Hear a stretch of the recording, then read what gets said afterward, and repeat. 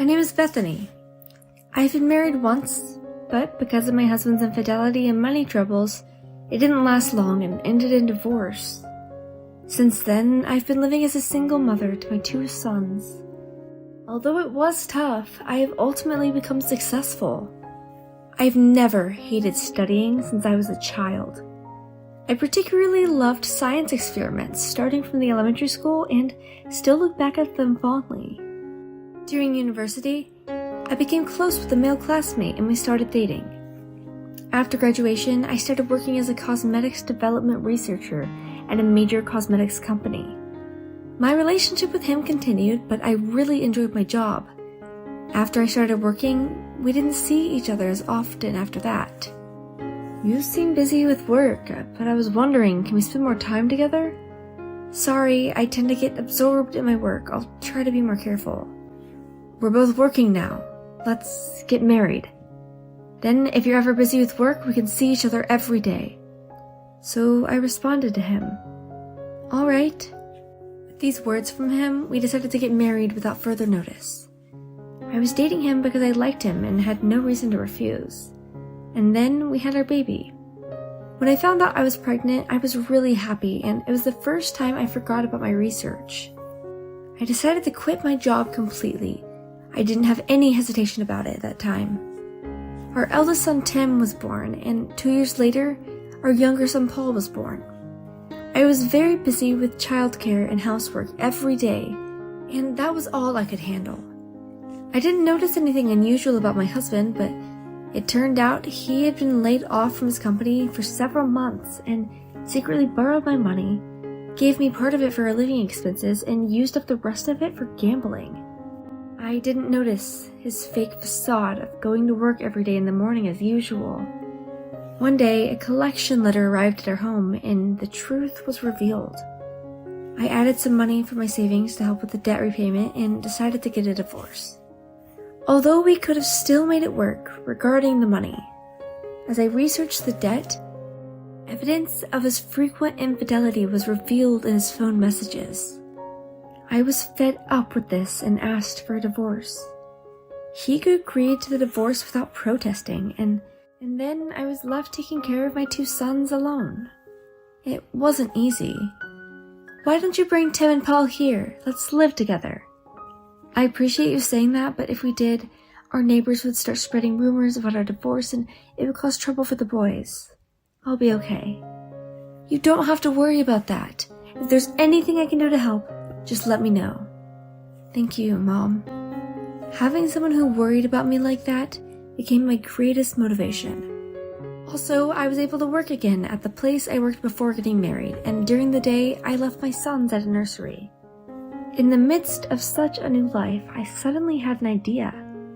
I suddenly remembered the sensation of when I got to work as a researcher of basic cosmetics that were both time efficient and gentle on the skin.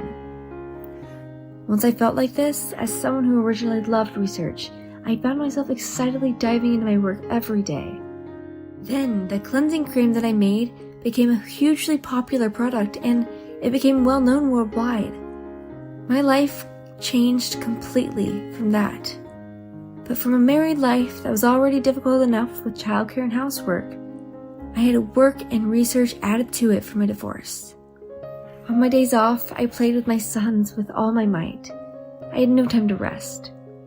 By the time my children were a little older, I had done a lot of research, and what I had created, starting with the cleansing and mainly basic cosmetics, naturally permeated the world. I was generating huge sales, my responsibilities increased, and my income far exceeded that of ordinary male office workers. Thanks to that, I was able to send my kids to university without inconveniencing them or borrowing anyone's help. My eldest son, Tim, supported my work, and I believe that he will surely inherit my passion for work in the future. Paul, on the other hand, rebelled against his obedient older brother and me.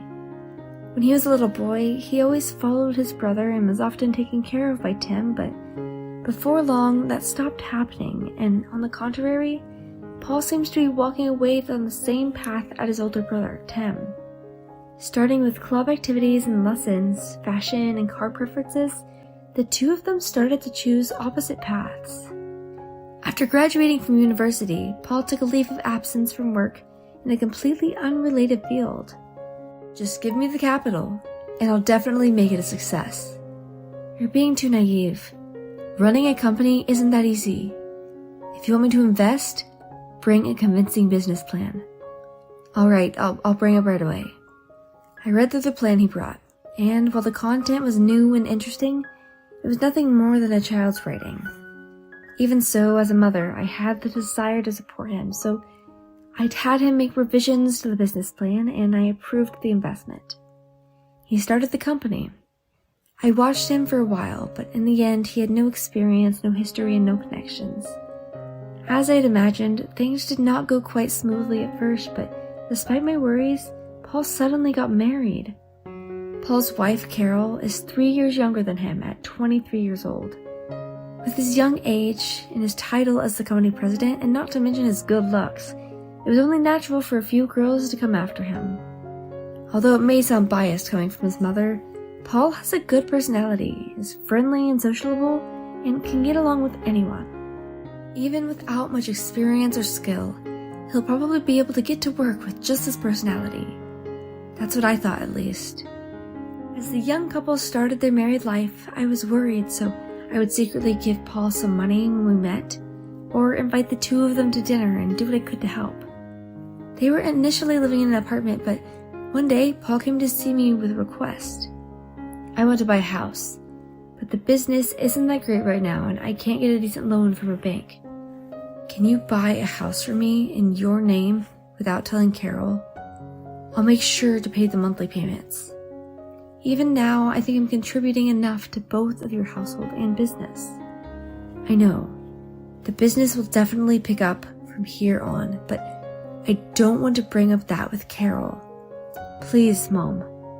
Unable to resist his persuasion, I bought a new house for the two of them to live in.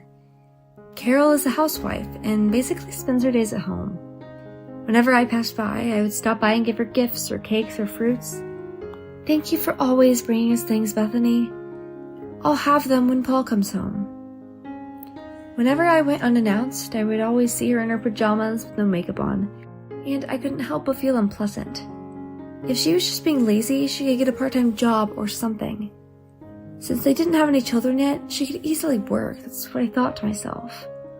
When I think back on the hardships I faced, I can't help but feel the way when I see a woman like her, and yet I know I'll still come back to their house despite feeling this way. However, I'm sure that she could use some sense from these feelings from me. One day, Paul said something like this to me. Mom, don't ever come to our house too often during the day. If you have something to give us, just come to my office. Why? Did Carol say something to you?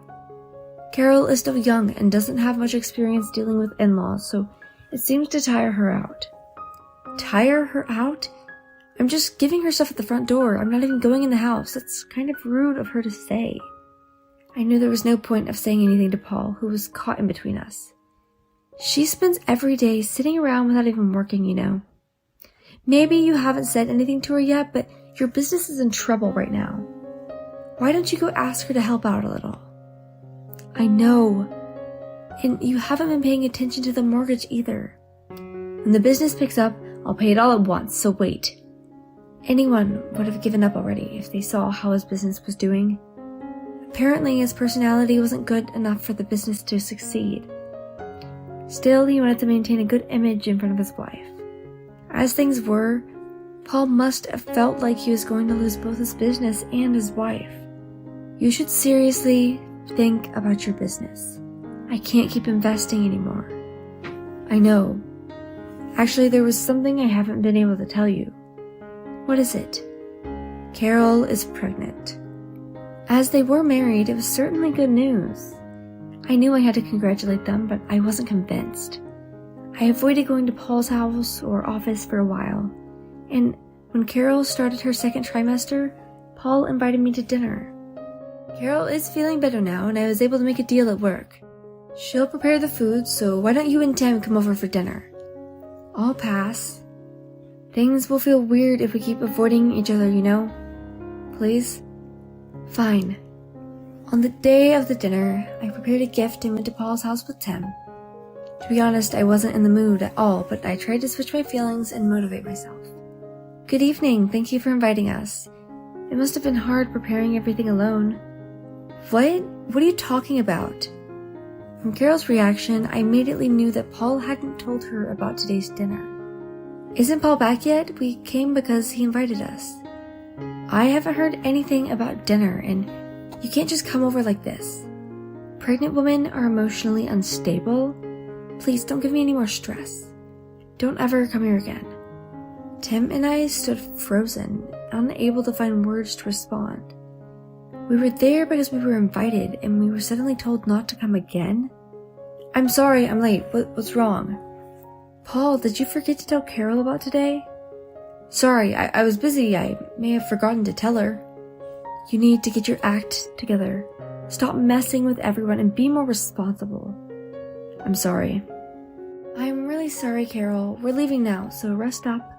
Don't worry, we won't come back here again. I went to my office and asked the legal advisor to change all the names on the house loan I'd purchased under Paul's name. I thought to myself that things couldn't go on like this and I need to make things right. A few days later, Paul rushed over to my place with Carol. Mom, why is the house loan addressed to me? It's for your house, isn't it? So of course it's addressed to you. You can't just do that. That's not fair. You know about my business, right? Don't rely on your mother forever. You have a wife and a child too.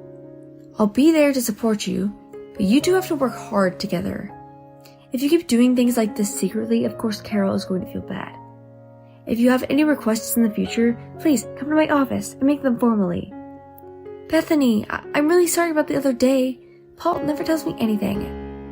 On the night when I said such terrible things to you, I questioned him about it and learned a lot. I was spoiling him because he's my son. I'm sorry about that. When Paul bought their house, he saw his mother secretly, and he never brought Carol along for any of the procedures. He also never told her anything about the company's financial situation and let her manage the household finances. She didn't understand what was really going on. She wasn't a bad person. She just felt like she was being left out. Now that she knows the truth, she apologized for her terrible comments and said that she would cooperate with him from now on. Paul, couples should share their hardships during difficult times, just like Carol said. Okay? I had a similar experience when I divorced your father, so I don't want you two to end up like that. Work together and help each other out. Before coming here, Paul and Carol had discussed things as she had explained in detail to me. From now on, Carol will manage the household finances and will be responsible for the company's accounting until the baby is born. As it turned out, she had studied business administration at university and was capable of doing the accounting work with ease. I felt embarrassed for judging her as young and irresponsible just based on appearance. Her explanation was easy to understand and concise, and I could feel her competence to the extent that I wanted to recruit her for our company. I even thought that Paul's business could be revived by her efforts. Bethany, I think it will take some time for us to get back on track. I will also work hard to bring things into good shape. Is it okay for me to come to you for advice when we're in trouble? Of course, anything for you, Carol. Thank you very much for forgiving me. After this day, Carol and I became very close, to the extent of having tea or lunch together or even going shopping. Both Carol and I were surprised by how well we got along. We haven't been involved with each other much before, but in reality, we had a lot in common. I enjoyed it as I had a daughter. Maybe it was because we had taken a roundabout way, had disputes and arguments, that we became like this. If I think about it that way, I'm grateful to Paul as well. Eventually, Carol began to help Paul's business, and it was revived thanks to her knowledge and talent.